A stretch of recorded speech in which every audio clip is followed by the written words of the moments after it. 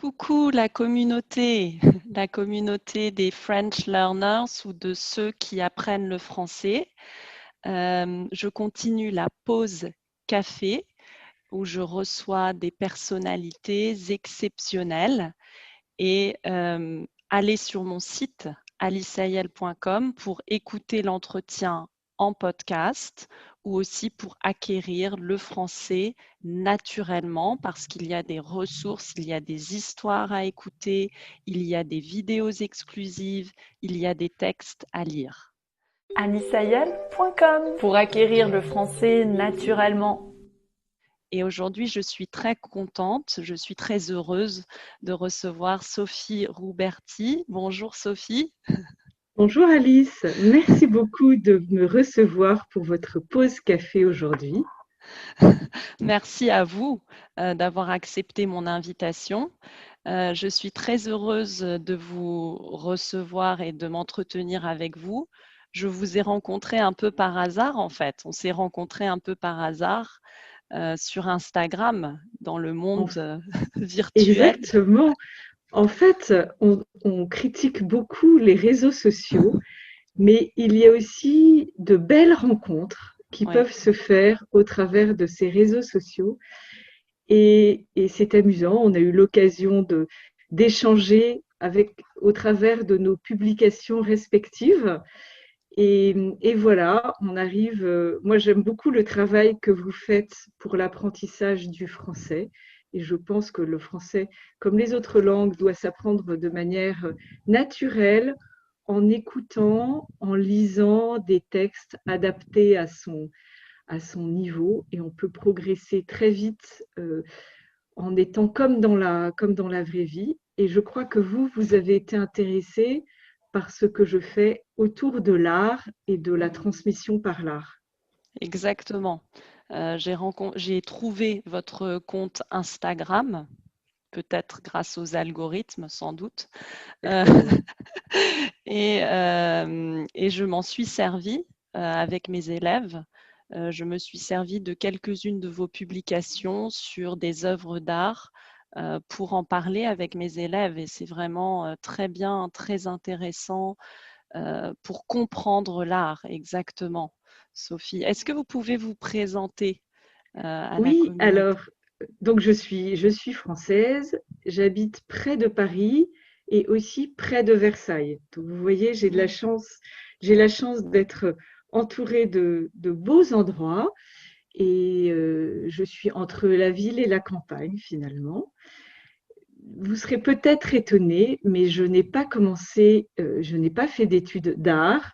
J'ai commencé par faire de la finance, puisque j'étais à l'université à Dauphine et au début, j'ai travaillé dans la finance.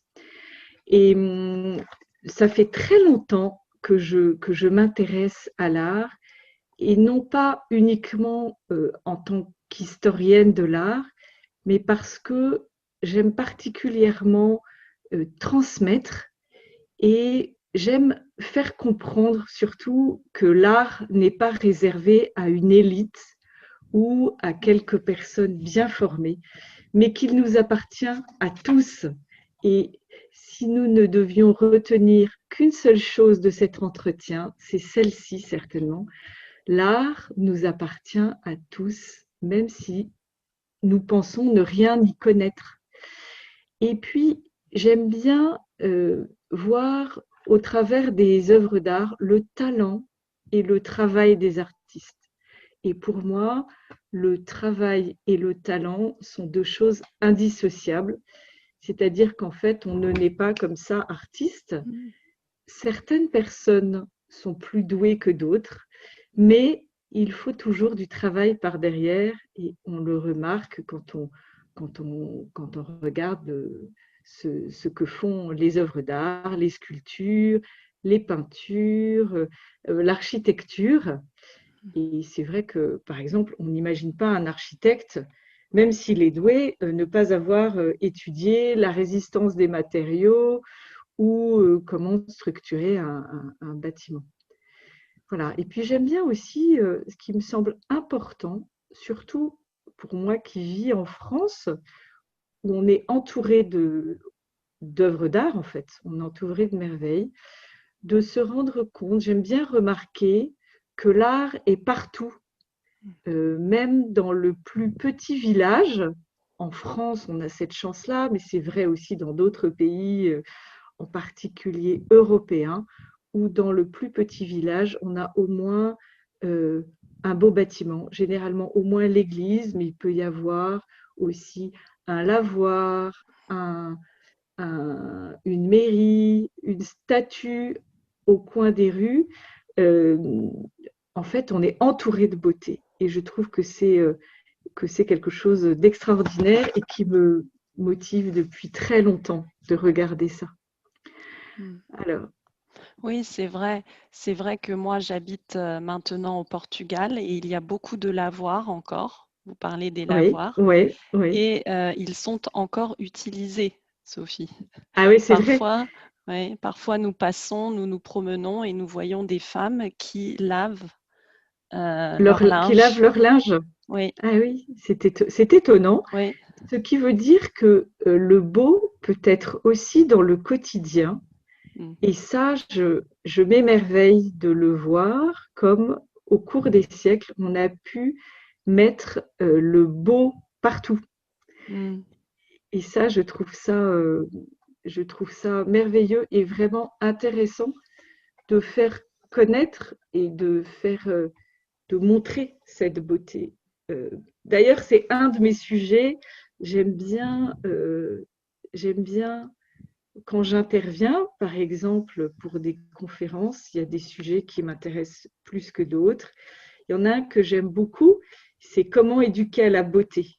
Par Mhm. exemple, pour des parents ou pour des enseignants, se dire, les parents sentent qu'il faut montrer des belles choses à leurs enfants, mais ils ne savent pas toujours comment Mm. faire.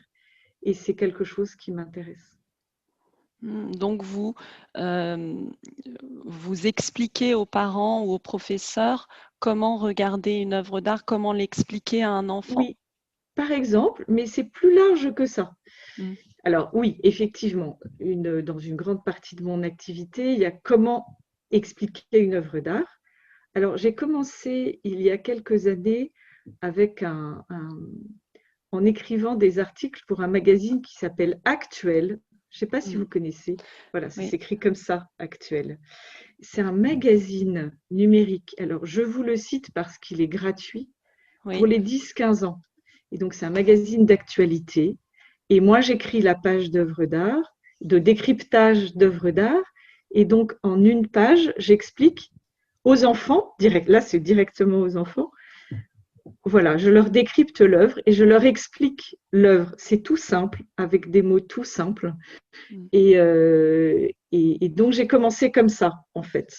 Et puis après, j'ai aussi j'ai fait ça aussi, mais pour les adultes, sur un site, sur la version française d'un site international qui s'appelle Aletheia, Mm. qui existe dans toutes les langues. Et donc là, je décrypte aussi des œuvres d'art.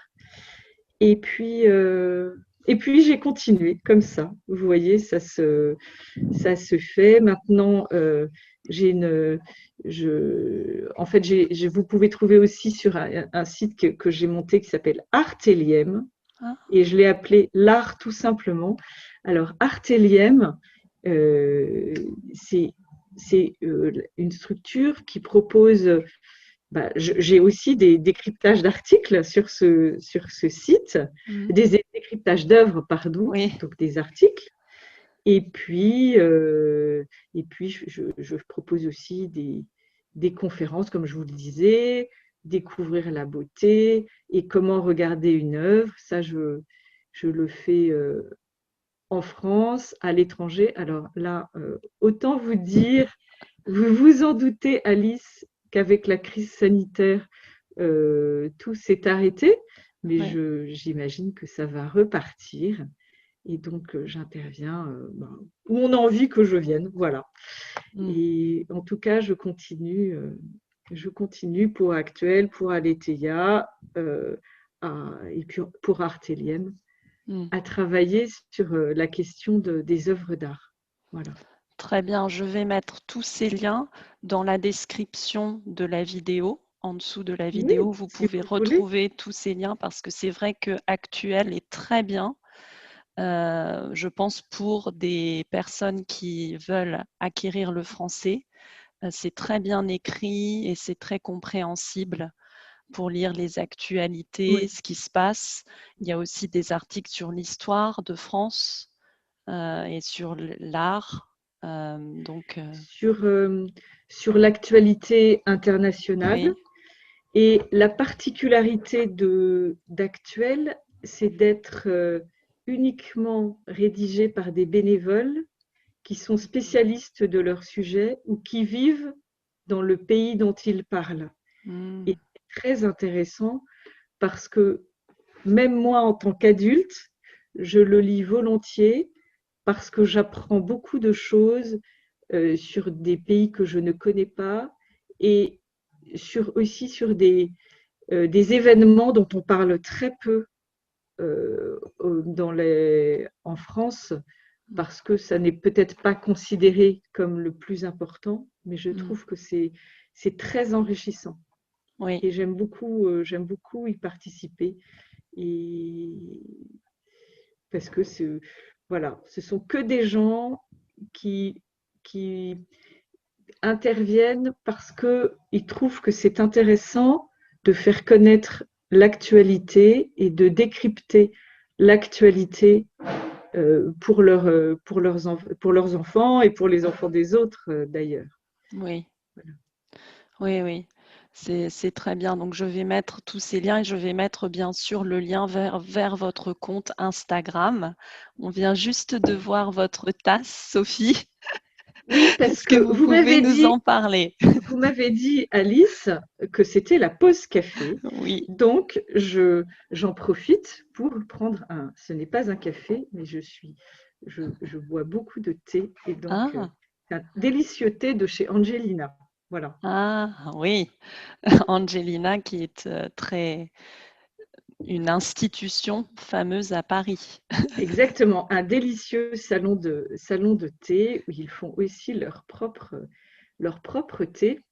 Mm. Et ils viennent d'ailleurs d'ouvrir un salon de thé à Versailles, Ah, dans le château de Versailles. mm. J'y suis allée il y a 15 jours en famille et on était très contents de redécouvrir Versailles après tant de mois de fermeture et dans des conditions idéales puisque il y a moins de monde. Mm. Alors, bien sûr, nous regrettons que nos amis étrangers ne puissent pas venir, mais en même temps, pour nous, ça permet de venir dans des conditions plus faciles.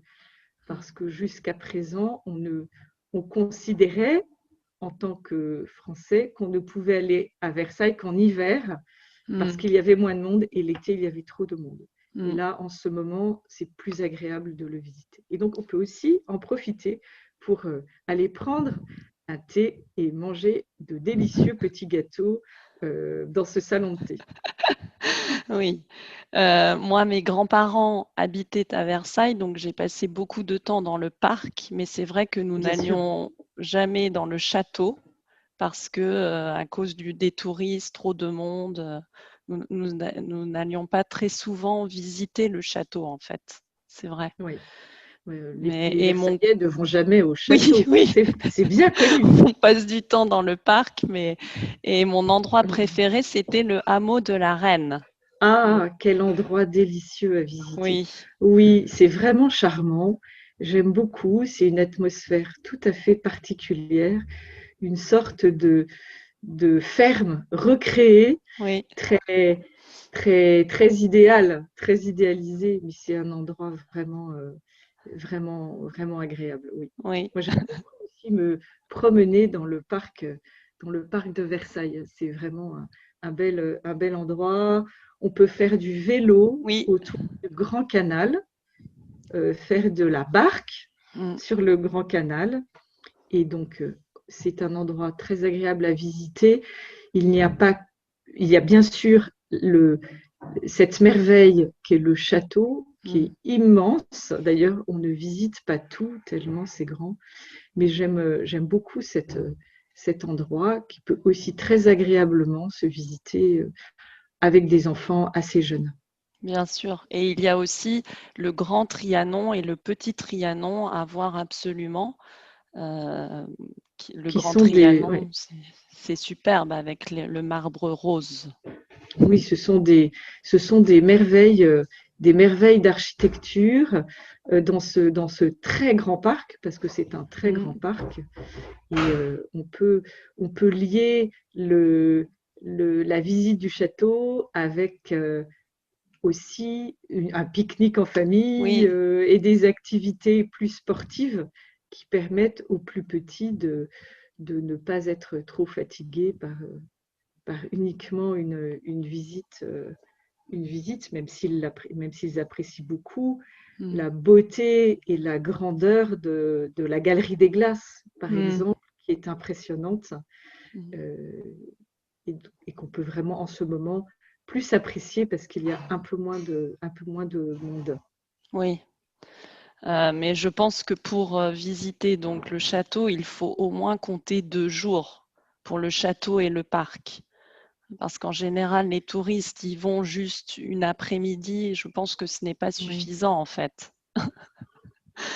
En fait, c'est un peu comme tous ces grands endroits, comme le Louvre. Oui. Pour moi, je vais au Louvre assez souvent, puisque je continue à prendre des cours au Louvre. Et je n'ai jamais fini. Je suis peut-être allée 50 fois au Louvre dans ma vie et je découvre toujours des œuvres parce que c'est tellement vaste qu'on ne peut pas tout voir. Oui. Mais quels cours est-ce que vous prenez au Louvre, Sophie? Des cours d'histoire de l'art et des civilisations qu'on peut d'ailleurs, depuis cette année, suivre à distance. Donc, on peut très bien ce qui n'était pas le cas jusqu'à l'année dernière. On peut très bien s'inscrire à l'école du Louvre et suivre des cours à distance. Puisqu'en fait, moi, depuis plus d'1 an maintenant, je suis les cours à distance. Alors qu'avant, j'allais sur place, hein, bien sûr. Mais donc le Louvre, on n'a jamais fini de le visiter et de le découvrir parce qu'en plus, il y a beaucoup d'expositions et beaucoup de départements différents. Mais pour revenir à Versailles, il y a ce qui est aussi merveilleux à faire en famille, c'est les grandes eaux.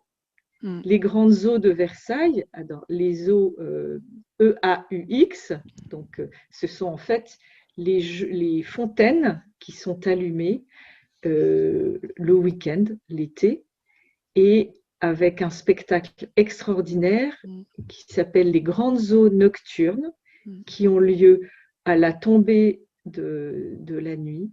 Et c'est un spectacle magique et je pense unique au monde. Oui.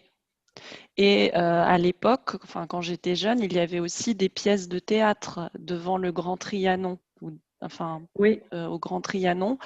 Je suis allée voir Britannicus, par exemple. Je ne sais pas si ça existe encore. Alors, à Versailles, au mois de mai, depuis des années, existe le mois Molière. Donc, Molière est un auteur de théâtre français du XVIIe siècle, donc qu'on appelle en France le Grand Siècle, qui est aussi le siècle de Louis XIV.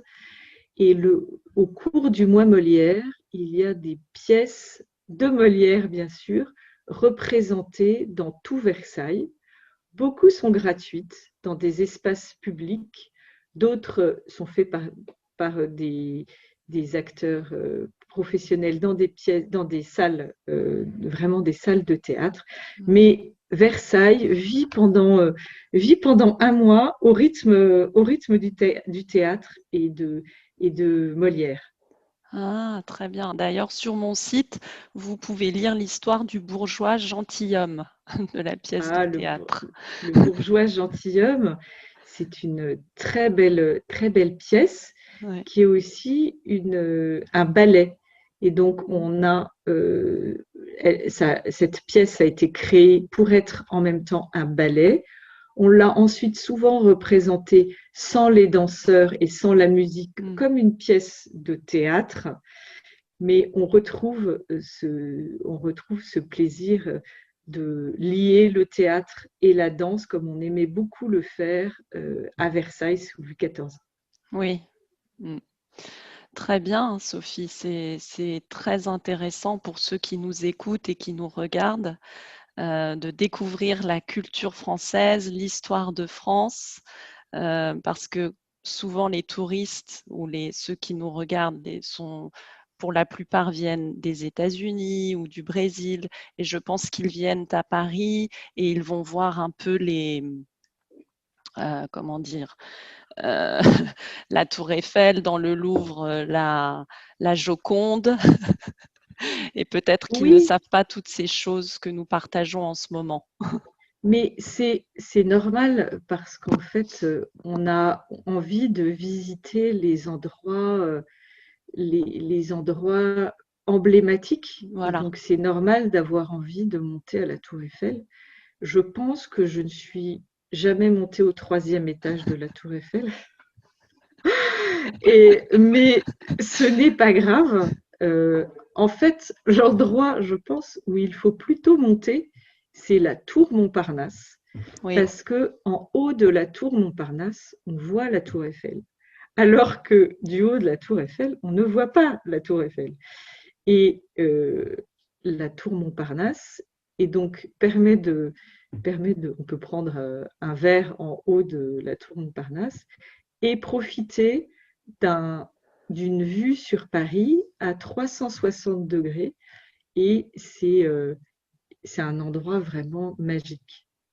Alors, pour la Joconde, je comprends parce que ce tableau a une histoire très, très particulière.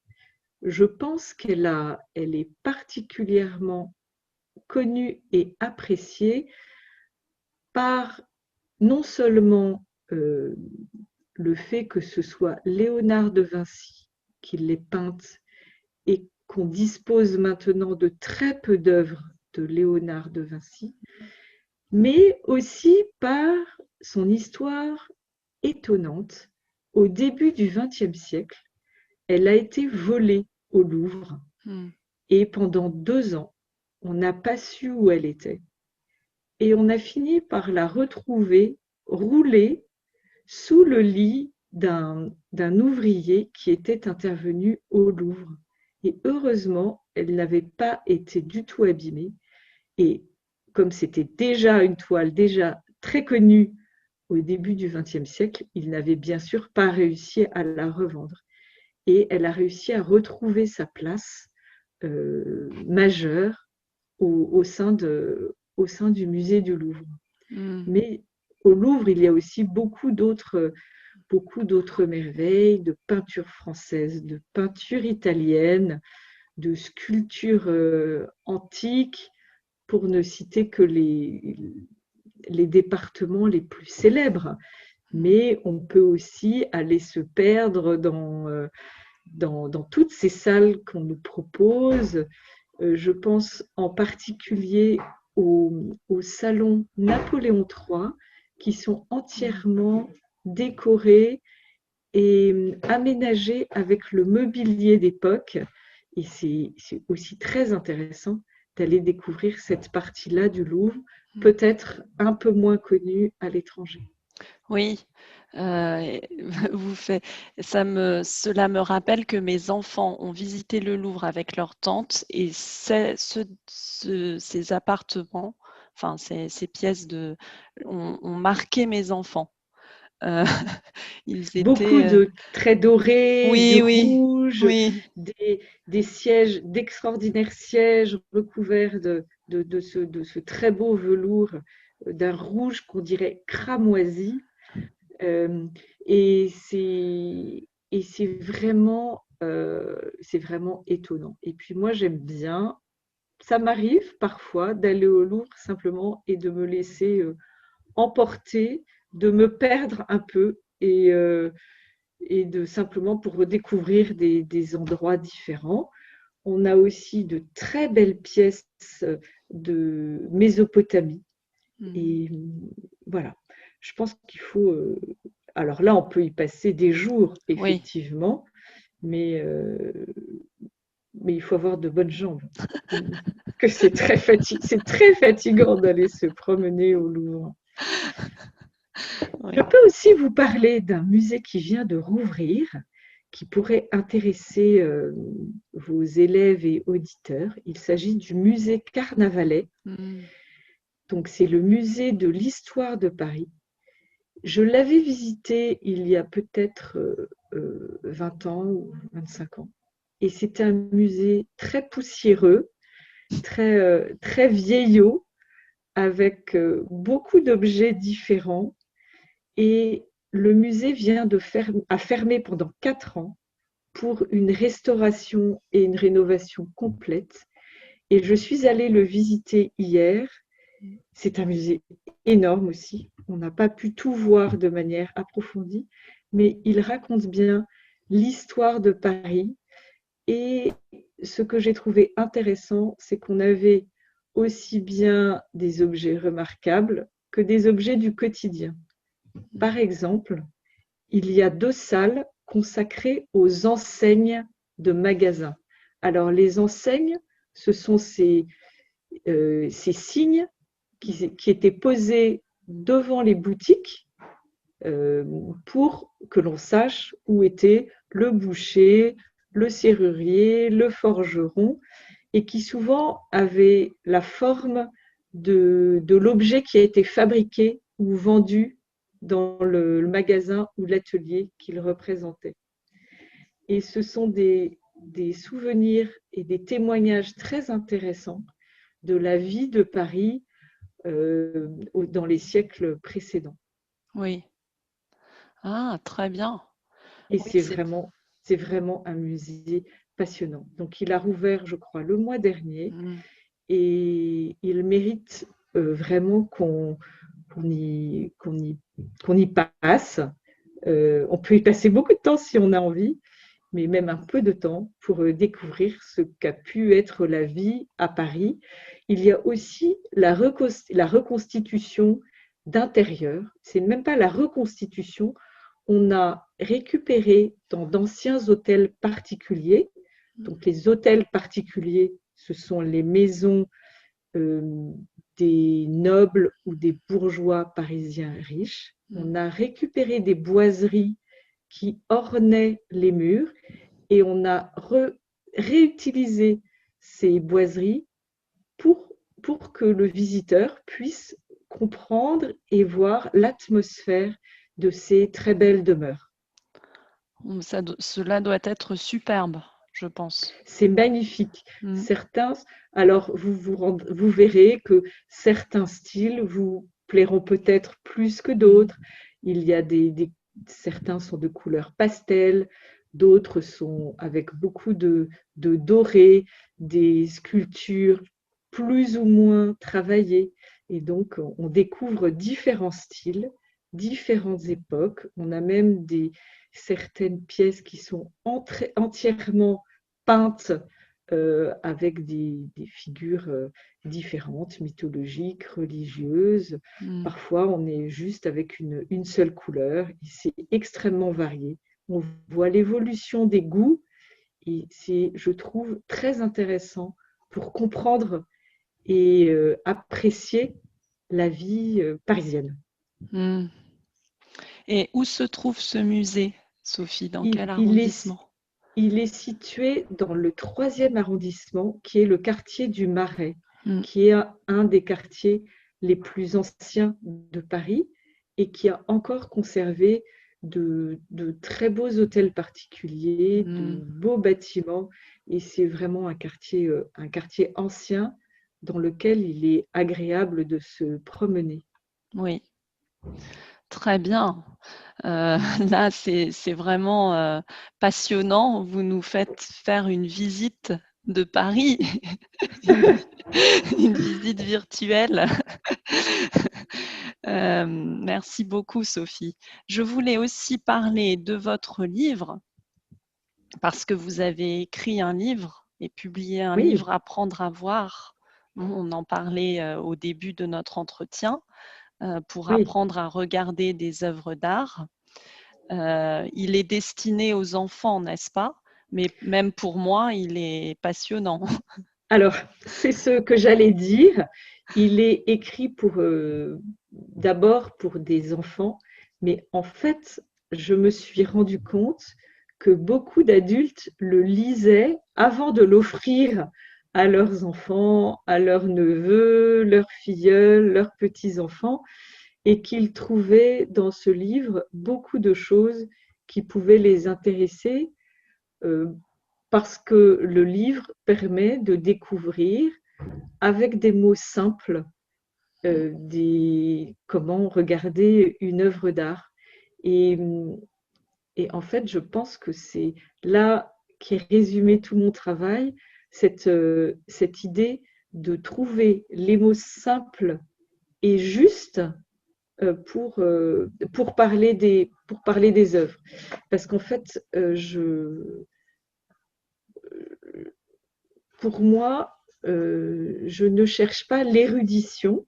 Alors, l'érudition, c'est quand on sait beaucoup de choses sur des sujets particuliers, mais je cherche d'abord, comme je vous le disais tout à l'heure, je pense que l'art est fait pour tout le monde, parce qu'en fait, il est accessible à tous.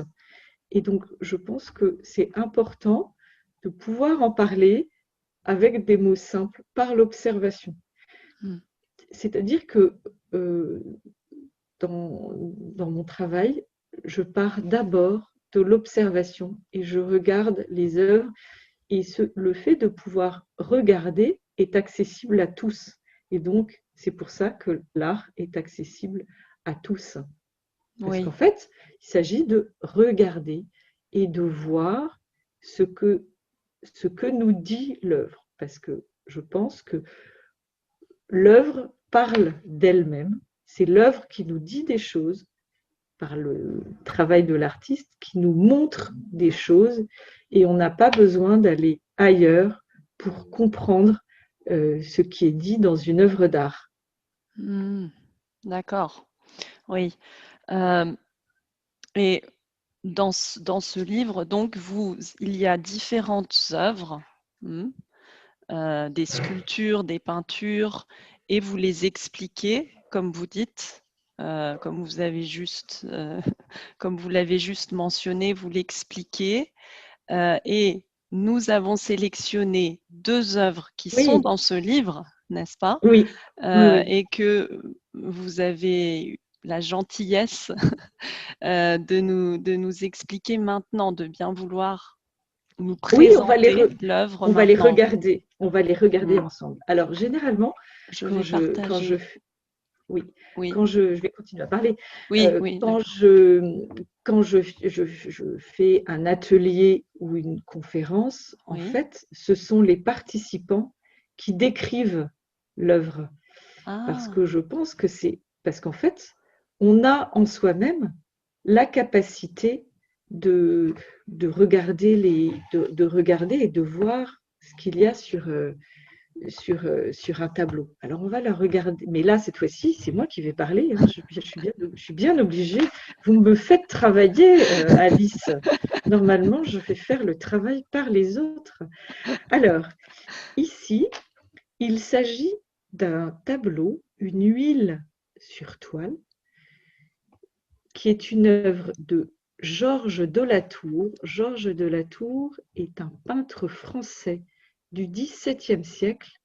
Alors, on se retrouve dans le XVIIe de Louis XIV, finalement, puisque Georges de la Tour, la date que vous avez mise ici, c'est la date de l'œuvre. En fait, je viens juste de me rendre compte, pardon, que j'ai fait une erreur. J'ai oublié le S à Georges. Je le rajouterai exactement. après. Voilà, Je suis désolée. Georges sans S est anglais, mais je vous confirme que Georges de la Tour est français. Et donc, le tricheur à l'as de carreau. Alors, un tricheur, c'est quelqu'un qui ne respecte pas les règles. Et regardez ici. on est autour d'une table de jeu et on joue beaucoup d'argent. Comment sait-on que l'on joue beaucoup d'argent? Parce qu'il y a des pièces d'or sur la table. Il y a 4 personnages.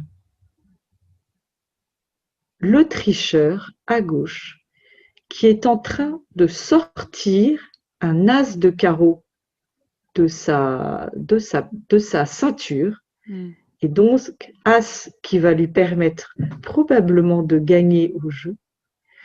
Vous avez une femme richement vêtue qui est en face de nous, au-dessus d'elle une servante, et à droite un jeune garçon qui est très richement habillé et qui est un peu naïf et qui est en train de se faire avoir, comme on dit, c'est-à-dire, en fait, il se fait duper, il se fait tromper.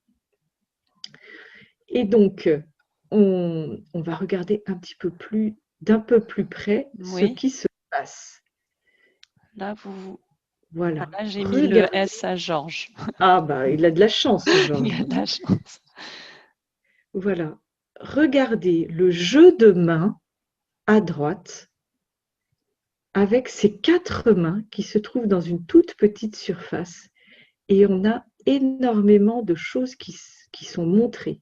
Vous avez la main du joueur avec les cartes, la main de la femme qui montre quelque chose. Elle a un bracelet de perles. Elle porte un bracelet de perles et derrière elle, la servante qui tient de la main droite un verre rempli de vin. Et remarquez comment Georges de la Tour montre la transparence de la boisson. C'est incroyable. Et de l'autre main, elle tient une bouteille couverte d'osier. C'est la bouteille qui permettait de contenir le vin. Alors, elle est recouverte d'osier parce que cela permettait de conserver le vin à l'abri de la lumière et donc de le conserver plus longtemps. Et puis, regardez à gauche ce travail des perles autour de la main de la joueuse. Elle a un très joli vêtement. Est-ce qu'on peut revenir en arrière à l'image précédente, s'il vous plaît, Alice? Voilà. Oui. Regardez, on va détailler un peu les vêtements. La femme qui est en face de nous a une très riche robe de velours et l'artiste arrive à nous montrer la qualité de l'étoffe. Le jeune homme à droite a un vêtement très riche. Il montre vraiment sa richesse. C'est brodé d'or et d'argent, un travail de très grande qualité. J'ai aussi un détail sur ce personnage. Vous voulez le voir? Non, on le verra après. D'accord. Parce que là, on va regarder aussi les jeux des regards. Alors, les regards ne se croisent pas. Vous avez le tricheur qui regarde ailleurs, comme si de rien n'était, comme s'il ne se passait rien, qu'il était totalement innocent. Et d'un geste tout naturel, il va prendre cette carte. La servante le regarde. Et la femme qui est en face de nous, avec ce beau bonnet à plumes, regarde le tricheur, ou peut-être la servante. Et le naïf regarde le jeu, regarde ses cartes et regarde ce qu'il va jouer. Et tout ce jeu de regard nous fait comprendre que les 3 personnages de gauche sont certainement complices tous les deux. Ils jouent ensemble, ils savent, la joueuse sait que le tricheur va lui donner la bonne carte dont elle a besoin. Et on va faire un zoom sur le personnage de droite. Oui. Voilà. regarder. Alors, il a le regard benet, c'est-à-dire un peu bête, un peu naïf. Et il est très fier de sa richesse, mais il ne se rend pas compte que l'exposition de cette richesse donne envie aux autres de le plumer, de le voler, de le flouer.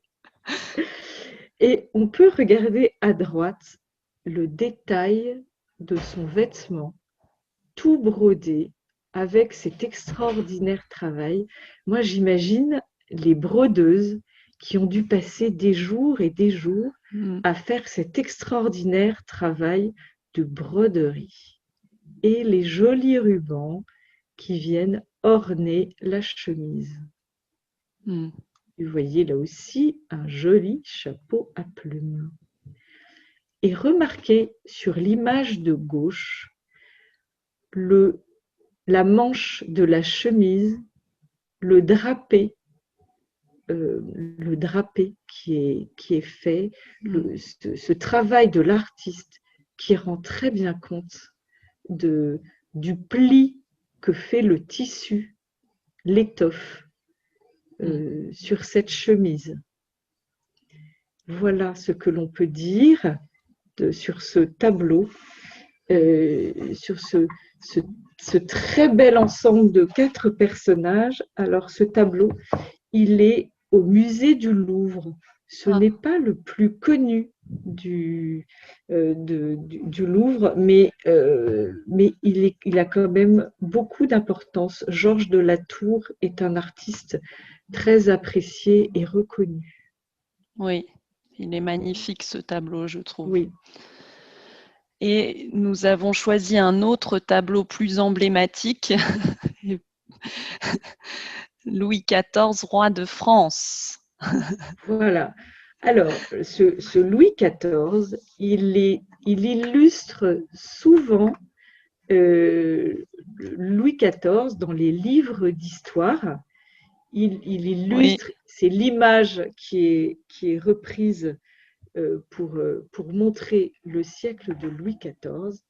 Alors, le roi, qu'on appelait aussi le roi Soleil, est présenté comme dans un décor de théâtre, avec ce très beau rideau rouge. Alors, vous imaginez bien qu'il n'y a pas de pièce à Versailles ou au Louvre avec un grand décor comme ça, comme celui-là, mais c'est une mise en scène pour bien illustrer le propos. Le rouge, depuis l'Antiquité, est le symbole du pouvoir. Et donc, ce n'est pas pour rien qu'on encadre le roi de France avec ce très beau tissu rouge dont vous pouvez admirer les reflets. Donc, c'est rouge et avec des broderies dorées.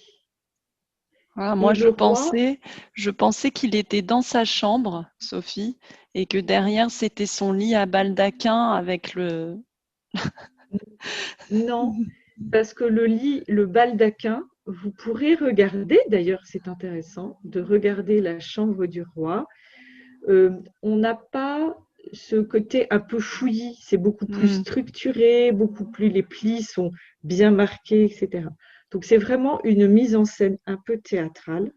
Et on n'est pas dans une chambre, on est dans plutôt une salle du trône, puisque vous avez derrière le trône recouvert de fleurs de lys. Et la fleur de lys est depuis très longtemps le symbole à la fois en France de la royauté et de la France aussi. D'ailleurs, vous voyez là, c'est une forme de fleur de lys qui n'est pas la même fleur de lys que celle de Louis XIV, qui est représentée donc avec son manteau de sacre. Son manteau de sacre, c'est un grand manteau doublé d'une fourrure d'hermine. L'hermine, c'est une petite bête qui a donc ce tissu, cette fourrure, ces poils blancs avec les des taches noires, quelques petites taches noires. Et comme c'est extrêmement précieux, extrêmement rare, c'est vraiment réservé au roi ou à la famille princière. Et donc, l'extérieur est en velours brodé de fil d'or et l'intérieur en velours d'hermine. Alors, vous remarquerez que le roi porte une perruque assez volumineuse, assez significative et que l'on portait beaucoup à l'époque. Il est représenté avec son vrai visage parce que Louis XIV avait souhaité être représenté tel qu'il était. C'était un portrait qu'il destinait à son petit-fils, mais il a tellement plu qu'il a été reproduit à de nombreux exemplaires et pouvez le retrouver un peu partout dans le monde. Mais qu'est-ce que vous voulez dire par son vrai visage, c'est-à-dire Sophie? qu'en fait, on n'a pas cherché à l'embellir ou à le rajeunir. Parfois, vous savez, c'est comme dans les photos. Oui. La photo de... Mais on est tous pareils. C'était le Photoshop de l'époque. Les peintres faisaient un peu du Photoshop. Quand on met une photo de profil, on ne choisit pas la photo où on sort du lit, où on a les traits tirés, où on a mal dormi et où l'éclairage est blafard. Donc, on choisit son meilleur profil, on s'arrange un peu, on peut mettre un filtre et les artistes peuvent choisir de représenter, les peintres peuvent choisir de représenter leur sujet, leur modèle, sous leur meilleur jour, c'est-à-dire sous un aspect qui les mette en valeur. Et donc là, il a choisi d'être représenté tel qu'il était en réalité. Et donc, un homme d'âge mûr qui est représenté en revanche avec de très belles jambes, des jambes de jeune homme plutôt. Mais moi, je me demande, alors peut-être était-ce la réalité, mais je me des détails. Voilà, vous remarquerez les chaussures à talons rouges. Mais ces très belles jambes, en fait, Louis XIV était un très grand danseur, mais d'un niveau professionnel. Et d'ailleurs, à la cour, tout le monde dansait. Et donc, les spectacles de danse étaient donnés aussi bien par des professionnels que par des amateurs, des nobles, et même la famille royale, et même le roi. Et le roi était un très grand danseur. Donc voilà, il a peut-être gardé ses belles jambes de danseur. Et puis à l'époque, on marchait beaucoup. Il faisait aussi beaucoup de cheval. Enfin, je pense qu'à l'époque, on était plus sportif que de nos jours, moins sédentaire, disons. Oui. Et donc, il portait des bas, vous voyez, des bas de soie. On peut revenir en arrière parce que je voudrais vous montrer ce qu'on appelle les régalias, qui sont les objets qui représentent le pouvoir royal. Donc, on a l'épée, voilà, qu'il porte au côté, le sceptre, qu'il porte d'ailleurs à l'envers, la couronne qui est au-dessus, voilà, juste derrière le sceptre. Ah oui. Vous avez la couronne avec le velours. Et à droite de la couronne, on a ce qu'on appelle, on le voit mal. Là, voilà, non, c'était bien là où vous étiez, de l'autre côté, à droite, avancez, continuez, voilà, tac, tac, ici. On ne voit pas très bien. Ça s'appelle la main de justice. Et ça représente le pouvoir judiciaire du roi. Voilà, donc on a à la fois son pouvoir militaire, son pouvoir face à la justice et son pouvoir qu'il reçoit de Dieu.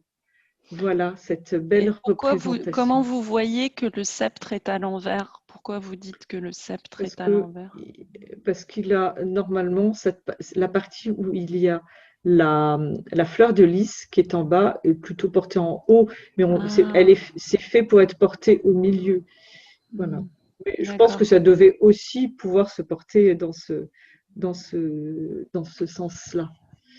Voilà ce que je pourrais dire de ce tableau qui a eu beaucoup de succès. Et ce que je voudrais rajouter, donc on a vu Versailles, on a vu Georges de la Tour, et on voit ce tableau de Louis XIV. En fait, Louis XIV était vraiment a vraiment soutenu les arts, tous les domaines de la culture. Il a protégé les artistes, euh, les architectes, les peintres, les sculpteurs, les musiciens. euh, Même les jardins de Versailles sont une merveille avec le nôtre. Hmm, Et en fait, il était protecteur des arts et on dit même qu'à l'époque de Louis XIV, aucun artiste n'était sans travail. Il y avait toujours du travail pour tous les artistes, tellement il a fait de projets.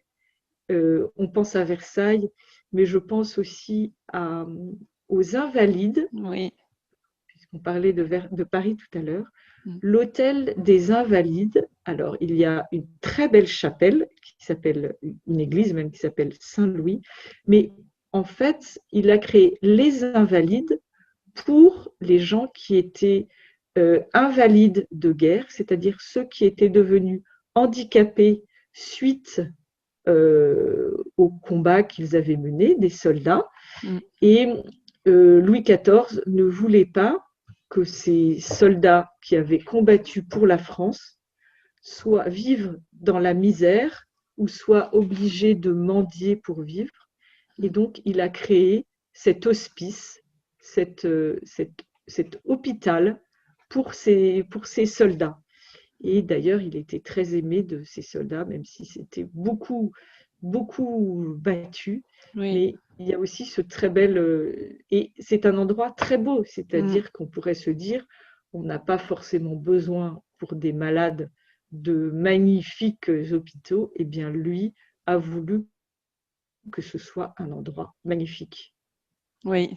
Maintenant, c'est toujours un endroit qui reçoit des personnes invalides, souvent d'anciens militaires, mais c'est aussi le bâtiment qui contient le musée de l'armée, qui est Hmm, un très beau musée à Paris. oui. Je vais arrêter de partager. C'était très intéressant. Quand j'étais jeune, quand j'étais petite, j'habitais juste à côté des Invalides. Et donc, tous les jours, j'allais à l'école et je passais devant les Invalides. C'est magnifique. Le dôme est doré maintenant. Mhm. Oui, Et, euh, et c'est un endroit à visiter. Il y a aussi, bien sûr, la tombe de Napoléon. Napoléon, oui, Mm, dont, à dont, voir. nous, dont est célébré le 200e anniversaire de la mort cette année, en 2021. Exactement. Et vous parlez des hôpitaux. C'est vrai que de nos jours, les hôpitaux sont des bâtiments plutôt, je dirais, affreux. Enfin, pas très, Pas on n'a pas toujours très très beau, oui. envie d'y aller. Mais les Invalides, oui. Ou il y a aussi l'Hôtel Dieu, enfin, Oui. qui est D'ailleurs, beau. oui, c'est intéressant. Mm. Alors, l'Hôtel Dieu, c'est intéressant parce qu'en fait, il est le signe d'une tradition très ancienne. Il est tout à côté de Notre-Dame. Et quand on construisait une cathédrale, on construisait toujours à côté un hôtel-dieu pour les malades. Mm. Parce qu'en fait, l'Église avait le souci des âmes, donc on créait l'Église pour célébrer les offices religieux, mais aussi le souci des corps, et donc construisait systématiquement à côté un hôtel-dieu. C'est pour ça qu'il y a des hôtels-dieux un peu partout. Et Mm. dans les très beaux hospices ou hôpitaux, je pense aussi aux hospices de Beaune. Vous Mm. pouvez regarder sur Internet les hospices de Beaune. Ça se situe en Bourgogne et c'est merveilleusement beaux avec de très beaux toits en tuiles vernissées. Ce sont des tuiles de couleurs qui forment des motifs et c'est magnifique. Merci beaucoup, Sophie. C'est passionnant et c'est passionnant, mais en même temps, comme vous l'avez dit, c'est simple en fait. Là, vous venez juste de décrire 2 tableaux en réalité, de manière simple et compréhensible. Oui, je pense que c'est franchement, j'essaie en tout cas de faire comprendre et de montrer. Alors, au début, c'est bien d'être un peu aidé dans sa manière Mmh. d'orienter son regard, mais je pense que on peut le faire. Alors, c'est vrai que le livre peut aider Mmh. pour bien comprendre et bien décrypter. euh, mais le premier regard Mmh. peut-être assez simple. Mais il faut accepter de prendre le temps de Oui. regarder. Je conseille souvent, quand on va au musée, de ne pas vouloir regarder trop d'œuvres parce Mmh. qu'on ne voit plus. Quand on a passé 3 heures dans un musée, on ne voit plus rien et Mmh. on ne voit plus l'essentiel.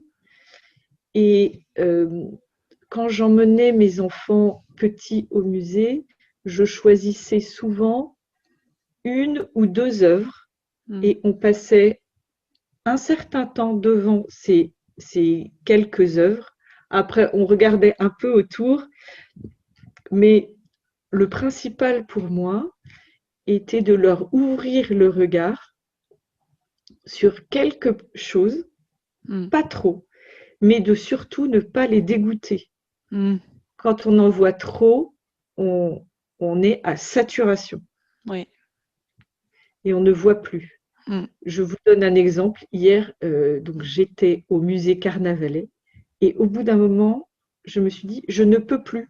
Mmh. Je sature, c'est-à-dire que le cerveau, le regard ne peuvent plus absorber si on voit trop de choses. Alors, si c'est trop de belles choses, c'est très bien, mais je pense que quand il vaut mieux faire des visites pas trop longues pour, euh, pour plus apprécier, mais regarder plus longtemps les œuvres qu'on a choisies. Mmh. Oui, c'est très vrai, c'est très juste. Heu, il faut choisir Mais quelques œuvres, mais par exemple, pour le cas du portrait de Louis XIV, il faut aussi quand même connaître l'histoire et il faut avoir une certaine culture, par exemple, pour savoir que les symboles du roi, le alors, sceptre, oui, c'est vrai, mais même si on ne connaît pas ces éléments-là, mmh, on peut déjà regarder ce qu'on voit et mmh, ce qu'on connaît. Et donc, par exemple, regarder le tissu autour, on voit bien que c'est comme le rouge des rideaux de théâtre. Enfin, oui, avant, très souvent, les rideaux de théâtre étaient rouges. On peut regarder la manière dont le roi est habillé. mmh, Et pour préparer une visite, on peut aussi, par exemple, une visite au Louvre, on peut d'abord lire les commentaires sur le livre. mmh, Comme ça, on a déjà à l'esprit un certain nombre d'éléments ou de choses qu'on pourra regarder. C'est sûr que l'idéal, c'est d'avoir pris le temps de, de, d'écouter des conférences, etc. Tout le monde ne le peut pas. Euh, mais on peut aussi partir du livre si on veut avoir quelques bases. Mais mmh, à force de prendre l'habitude de regarder, eh bien, on retrouve des choses communes. mmh. On retrouve des éléments qui sont les mêmes d'un tableau à un autre. Et c'est comme ça que se forme le regard et que se forme la culture aussi, la Oui. culture que l'on peut avoir sur un pays, sur une époque, sans être spécialiste du tout. exactement, oui. Et là, par exemple, encore dans le cas du portrait de Louis XIV, vous nous avez donné un portrait, je trouve, très positif de ce roi. En France, nous avons, enfin, c'est à l'école, on nous apprend que ce roi était quand même très arrogant, le roi Soleil. Et là, vous nous avez dit qu'il voulait montrer son visage, son vrai visage, donc il n'était pas si arrogant peut-être.